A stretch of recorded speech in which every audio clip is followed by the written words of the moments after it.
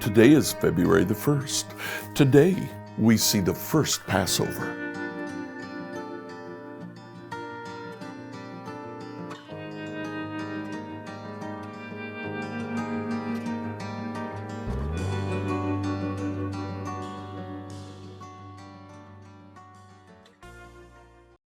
Today, as you read through the Bible in a year, please read Exodus chapters 11 through 13. Now, in Exodus chapter 11, we have the death of the firstborn. The angel of the Lord, the angel, the destroyer, is to pass over all of Egypt and kill all firstborn, man, animal alike. The only exception is if an Israelite sacrifices a lamb or a goat and sprinkles the blood on the door jambs, the headboard, and the threshold of the door. They will be spared. Now, one of the reasons for the Passover, one of the things that the Lord tells Moses and emphasizes is this is for a remembrance. Exodus 12:14, this is a day to remember. Each year from generation to generation, you must celebrate it as a special festival to the Lord. This was the centerpiece of all of Israel's festival. When the Lord delivered them from Egypt in 12:26, He tells them, when you eat, you are to consume the animal totally, eat all of it, and don't eat it in a normal fashion.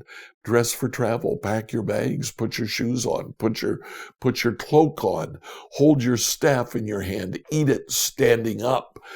And in 12:26, when your children see this, they will ask, what does this ceremony mean?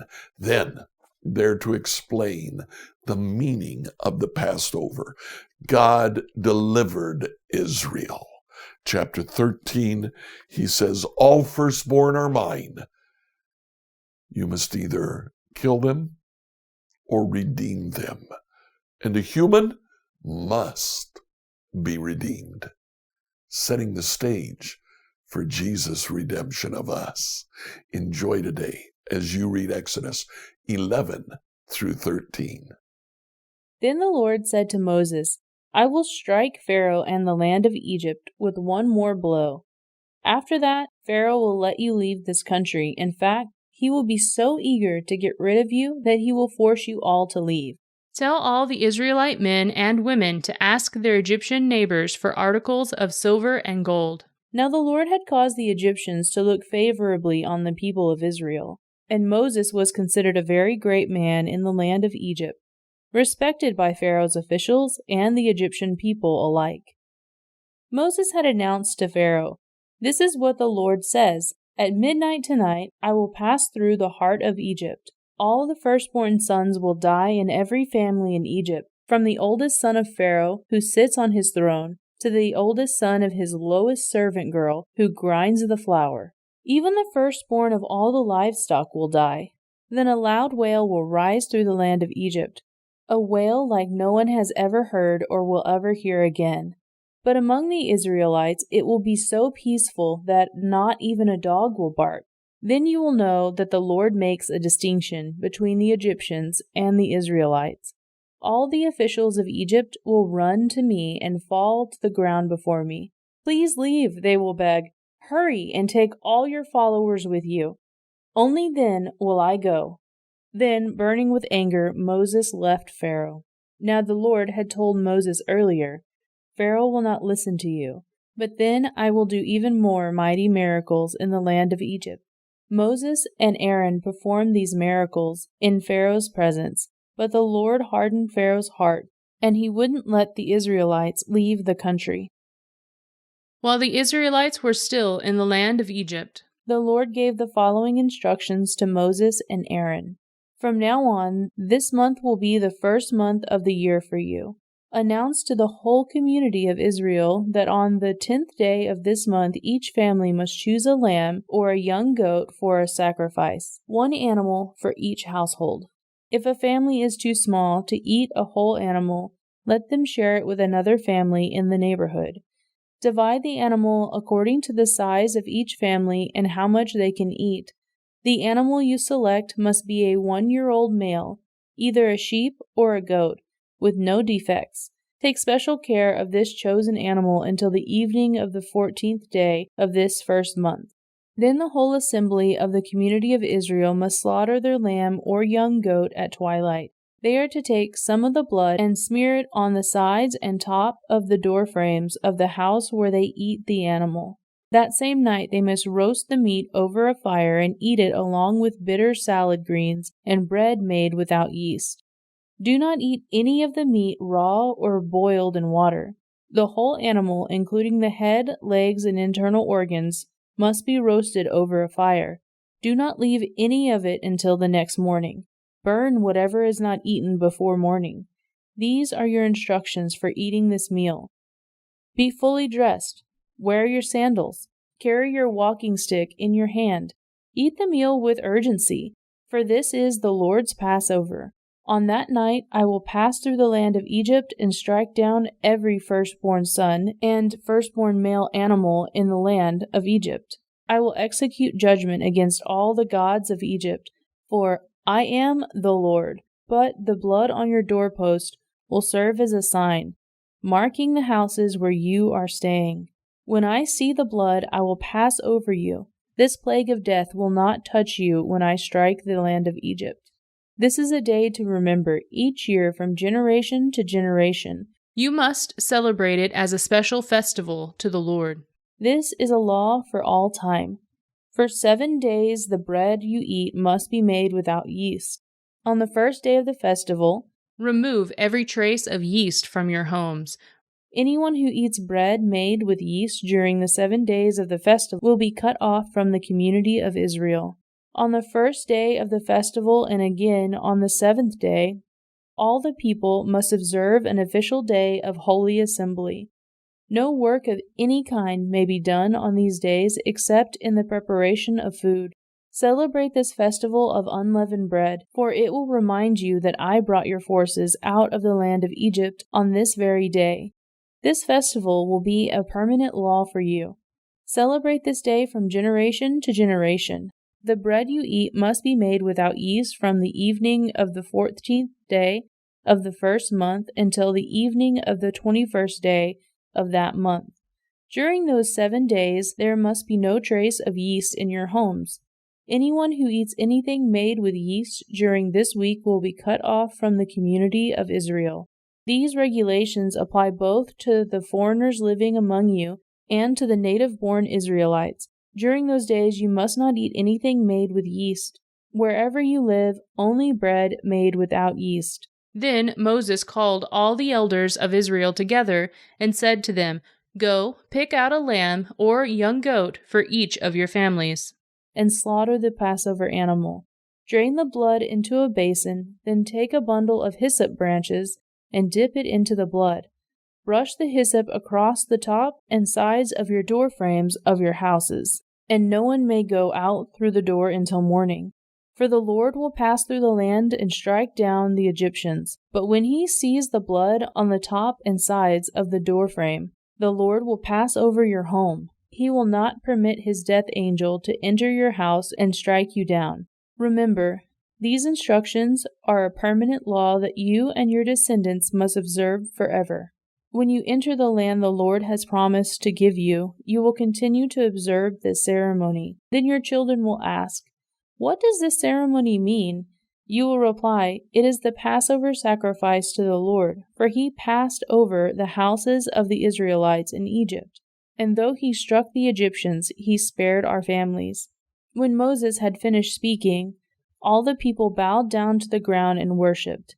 So the people of Israel did just as the Lord commanded through Moses and Aaron. And that night at midnight the Lord struck down all the firstborn sons in the land of Egypt. From the firstborn son of Pharaoh, who sat on his throne, to the firstborn son of the prisoner in the dungeon.